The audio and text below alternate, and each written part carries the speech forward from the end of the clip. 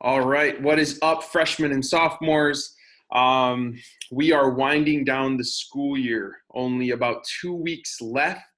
In fact, I am going to be doing a couple of lectures this week, which will basically conclude all the new material that we will be studying this year. And then next week, we're going to do a quick online, like open books quiz to kind of review the year and basically close things out with some last words. As you can see, I'm wearing my wife's glasses today because I'm going to be talking about some Old Testament stuff, and I want to look like I'm smart on the outside. So this first lecture is actually concerning the poetic books. But before we get into the poetic books, let me again give a brief rundown of the rest of the history of the Old Testament, because basically we're not going to be able to get as far as we would have liked as far as studying the Old Testament. We just finished the book of Joshua. The Israelites have entered the promised land.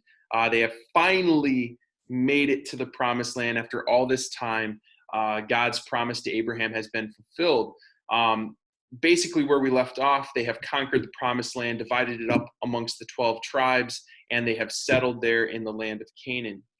But the warning was, as long as you continue to follow the law, to obey God, to let him have your hearts so that you are set apart from the other people, it's going to go well for you. It's going to be great. You're going to prosper in the land that God had promised you and the land that God has given you. But if you turn from him, if you become like the other people, if you worship their gods, if you follow their customs, if you marry their people and so forth, then you are going to lose God's blessing, the blessing that he intended for you, which is really no different than our lives.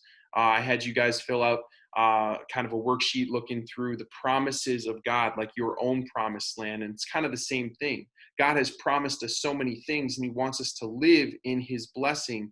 But when we refuse to follow him, when we refuse to listen to him, when we give our hearts away to other things or become like other people rather than being the people he's created us to be, we miss out on the life that he planned for us, intended for us, and so forth. So that's where we left off.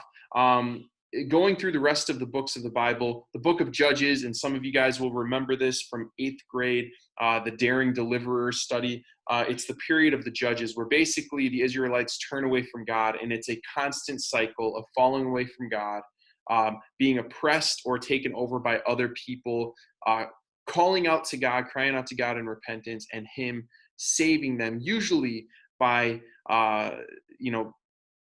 having somebody step up as a leader for the nation. This is where we meet people like Samson, Gideon, and Deborah. Okay, we're not going to get into that book because we don't have the time. The book of Ruth is the next book, and that is about a woman who finds love. It's about loyalty and devotion that happens during the time of the Judges. And then we get into 1st and 2nd Samuel, 1st and 2nd Kings, 1st and 2nd Chronicles. And these books capture the kingdom period of Israel. After years and years of this cycle of falling away from God and being delivered, the period of the Judges, the people cried out for a king.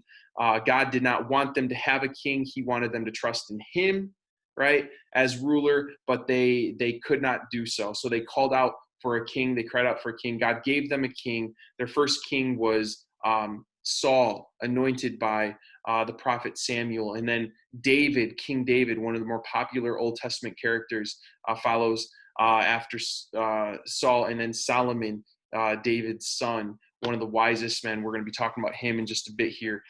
These are the 3 most famous kings, and it goes on from there. And basically, a lot of kings that ruled were evil. They turned away from God.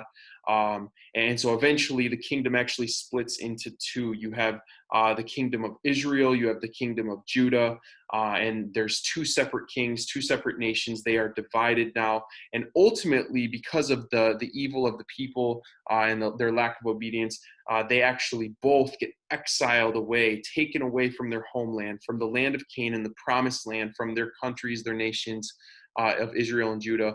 And once again, they are basically oppressed or taken as captives or slaves in these foreign lands, which again, God had delivered them from that. but because they refused to listen to him and believe him and follow him and obey him, they found themselves basically right back where they started. And then the last three historical books, Ezra, Nehemiah, and Esther, are very much so about what happens within exile. Ezra and Nehemiah, the rebuilding of Israel, of Jerusalem, the temple, the wall of Jerusalem, and Esther, who was a Jewish woman who marries the king of Persia. And it's a really awesome story about the way that God uses her. It's the tagline is, she was called for such a time as this. And so we're not going to have time to get into that history, but that's basically a rundown. The next section of the Old Testament was the poetic books, right? The poetic books, and there are 5 of these books, 5 poetic books or books of wisdom. So I'm going to share my screen, and hopefully this works.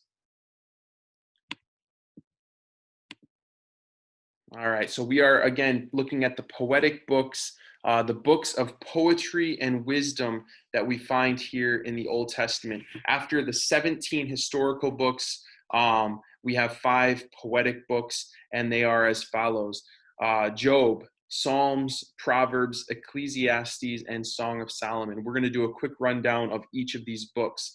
First of all, Job. We don't know the author, and the reason why we don't know the author is a lot of Bible scholars think this was actually the first book ever written, that this story actually is probably set or goes back to before the time of Abraham.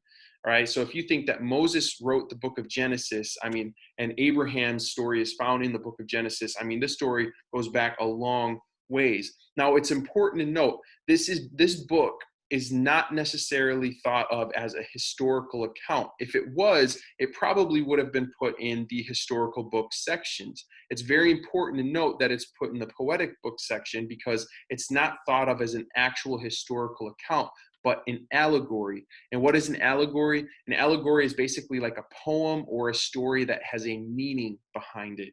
Okay? And again, this is significant because what is the book of Job about? Well, it's interesting. It's controversial.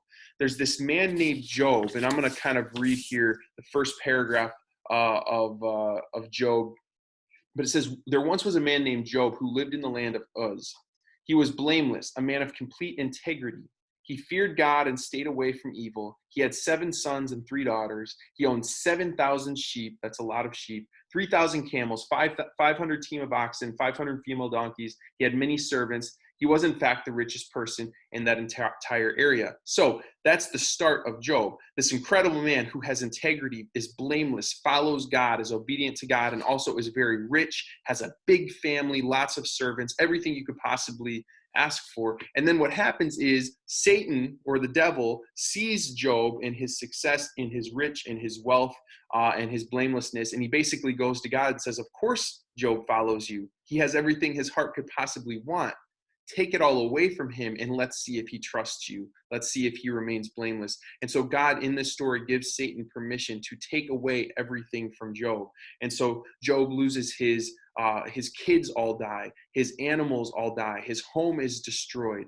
He gets his servants are all gone. He gets disease all over his body. And then his wife leaves him, curses him, and tells him that he should curse God and die. So everything is taken away from God.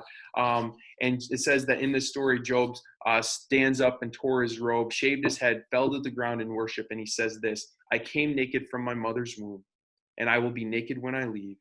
The Lord gave me what I had, and the Lord has taken it away. Praise the name of the Lord. And so in all this, Job continued to praise God, even though everything had been taken away from him.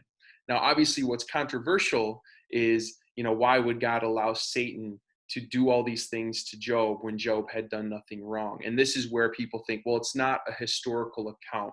There's no real conversation between God and Satan saying, yes, destroy Job, take all these things from him, because that just doesn't make sense for our belief in a good God. But this book does deal with the question of suffering. Like I said, it's an allegory, meaning it's a story or a poem with a meaning behind it. And it talks about suffering. One of the biggest questions people have in this life is, why do bad things happen in general? Specifically, why do bad things happen to good people? And in this story, Job loses everything, and he's forced to deal with the grief and the questions of faith and the goodness of God, and why did this happen, and what is supposed to come of it. And most of the chapters, because it's a long book, Job is actually sitting with two of his friends, and they're just going back and forth in this conversation. And ultimately, God comes in the end and kind of challenges Job and kind of gives some final words. And we're not going to get into all the details of that, but that's what Job is about. Suffering. Why do bad things happen to good people? But again, even if there was a real man named Job, and even if he did have a story something like this specific account is thought to be more of a poem or a fictional story to help us understand the meaning of suffering. The next book, Psalms. All right, we've obviously studied a little bit of Psalms because not so much lately, but earlier in the year, we were doing those Psalm Monday worksheets, and I was having you kind of go through and read some of the more famous Psalms. We know that Psalms has various authors. It's compiled all these poems and songs and stories and narratives that are put together in this book. Most of them were written by King David, maybe half or so, but other authors include Moses, Solomon, the sons of Korah, the sons of Asaph, Ethan the Ezrahite, and many anonymous authors for the book of Psalms. There are 150 chapters, and they deal with a wide range, dates ranging from the Exodus, so going all the way back to the Exodus when the Israelites leave Egypt, heading towards the Promised Land, and it goes all the way to post-exile, which is basically, the end of the Old Testament historically. These are journal entries, basically, for lack of a better term, based on various human emotions, everything from the lowest of lows, depression, sadness, crying my eyes out, people talking about soaking their bed with their tears, to the highest of highs of just praising God for all the joys and the great things in this life. So what are the themes of Psalm? Well, obviously praise and worship.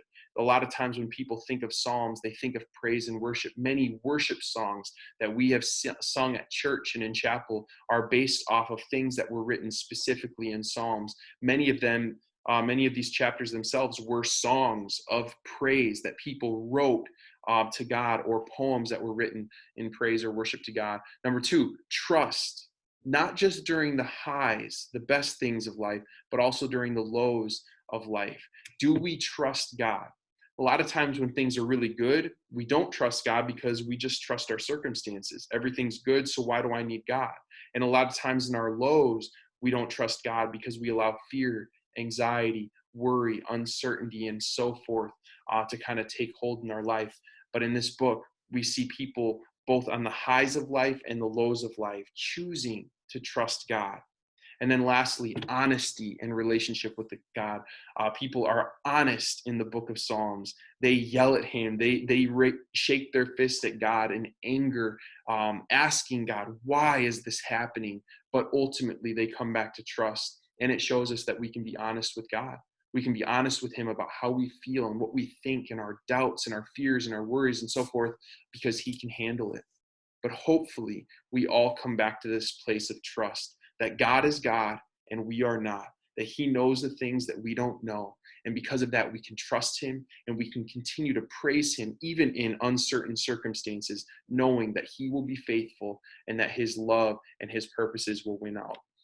The next book, the third book, Proverbs. Now, this is actually a little bit disappointing to me because the original plan was actually for us to take the month of March and read through the entire book of Proverbs. There are 31 chapters in the book of Proverbs, and someone once taught me, and a lot of people kind of do this, that basically there's one chapter for every day of the month. And so you can do that. Basically, like on March 1st, you can read chapter 1. March 2nd, you can read chapter 2, and so on and so forth through the end of the month, because most months have, 30 or 31 days. I actually just did this this last month in the month of April. I decided to read through the book of Proverbs again, and it's so great. The book of Proverbs is a book of wisdom, and wisdom is the main theme. It's various authors. Most of them were written by Solomon. If they weren't written by Solomon, they were compiled by him, meaning he's the one who kind of got all these writings and wise sayings together and put them into this book. There are a few other authors as well, but it's 31 chapters of wisdom, just kind of speaking about the things that bring wisdom to this life, and the things that are wise in this life, as opposed to the things that are foolish. And one of the main lines in the first chapter is that the fear of the Lord is the beginning of wisdom. When we understand that God is God and we are not, that is the beginning of wisdom and knowledge and understanding. And this entire book, all 31 chapters, just give us these little sayings, these little nuggets that help us understand what is wise and what is foolish. And man, I love the book of Proverbs. I'm sad we didn't get to read it. All right, next book, Ecclesiastes. Ecclesiastes is an interesting book, one of the darker books of the Bible, okay? If you are like down and depressed in life, probably not the best idea to read Ecclesiastes. Ecclesiastes was written by Solomon, Bible scholars believe it. Throughout the book, he calls himself the teacher. But there's a lot of references that show that this is King Solomon writing this book. And really, he's old at this point. He's lived a lot of life. And in his old age, he's reflecting on that life. What he says over and over again, and this is where it gets really like dark and twisted. He says everything is meaningless under the sun. He talks about things like wisdom, pleasure, work, politics, wealth, so on and so forth, et cetera, et cetera. And as he talks about all these things that he's experienced in this life, his reflection is it was meaningless. Ecclesiastes is a book about the meanings of life, or the meaning of life. And again, he's a little bit dark at this point in his life. What you need to understand about Solomon is he spent most of his life following God wholeheartedly, or I should say the first part of his life following God wholeheartedly. He's believed to be like the wisest man on earth. He asked God for wisdom. God gave it to him. And during his reign, Israel continued to grow. They built the temple. Everything was good and set up for Solomon. And he was put on the throne to help ensure justice for those who were experiencing injustice, to be a blessing to the rest of this world. But he got caught up in the pleasures of being rich and wealth and the pleasures of this life, and he lost himself. And his heart turned away from God, and he had all these wives and all these women that he was giving his life to. And basically what he says is, I denied myself nothing. Everything under the sun that I could experience, I experienced. I said no in no area of my life. Anything that I wanted, I did. Anything that I wanted, I ate. Anything I wanted, I experienced. And so in looking back on all this in old age, it was meaningless. And that sounds kind of dark and twisted, but he does come to a point at the end of the book. One important thing that he notes, and this is one thing that he says is not meaningless, the power of togetherness. There's a little section here in Ecclesiastes, I believe in chapter 4, where he talks the power of togetherness. He starts talking about the power of people being together, how when you're alone, you are in danger. When you're alone, you are vulnerable. When you are alone, you can be weak. He says two are better than one. All right, and a three braided cord is not easily broken, just meaning when you have two people together, they can do so much more and they're so much stronger together. Three people, even stronger, and so on and so forth. So one thing he says is not meaningless is being with each other, togetherness, and the power of unity. And his other conclusion, as he gets to the end of the book, he says a couple of things. Number one, do not wait until you are old to honor God. And that's so important, especially for you guys being young, because he says, don't let the excitement of youth cause you to forget your Creator. Honor him in your youth before you become old and say life is not pleasant anymore. And it's so important for us because, again, you guys are young, and it's so easy when we're young to kind of say, I got the rest of my life to live. You know, I can follow God later on in life, care about this stuff later on in life. Right now, I just want to have fun and do what I want. But that's what Solomon did. And that's what so many other people have done, right? And you go down that path of kind of denying yourself nothing and doing what you want and living your own way. Eventually you get to a point where you look back and you realize, I wasted so much life. And if I could do it all over again, I would have honored God when I was young. I would have made sure that the excitement of youth, and again, youth is exciting and there's so much to look forward to, and there's so many experiences to have, but to live life your own way and to forget God and to forget to honor Him during your youth, basically just sets you up for a life of regret, where you miss out on the most important things and you live for things that are temporal rather than eternal. And again, his conclusion, Solomon's conclusion, after denying himself nothing was, it was all meaningless. The rest of Solomon's conclusion, if I can get to it here, let's go back here. All right. He says basically nothing has meaning apart from God. So there is meaning in this life. It's just that there's no meaning to things apart from God. He concludes by saying this: fear God. After his reflection of everything, the wisest man in the world says this: fear God and obey his commands. And if you do that, and if you keep God close, if you keep God a part of your life and a part of every area of your life, he is the one who brings meaning and purpose to it all. So again, don't forget to honor God in your youth. Don't forget to honor God in your life. Fear him, obey his commands, live life his way, because he is the one who brings meaning and purpose to it all. The last book of the poetic books, last one, Song of Solomon, aka the Song of Songs. Other people, you'll find it in different Bibles, either the Song of Solomon or the Song of Songs. Bible scholars believe it was probably written by Solomon, although there's some debate to that as to when this was written. But basically, this is this is a book about two lovers speaking of their deep and passionate love for one another. It's kind of interesting and a little gross, but it's about a deep love. Okay. Now, many Bible scholars believe this is an allegory. Just again, going back to the book of Job, a poem or a story that's fictional, that is supposed to have kind of a meaning behind it.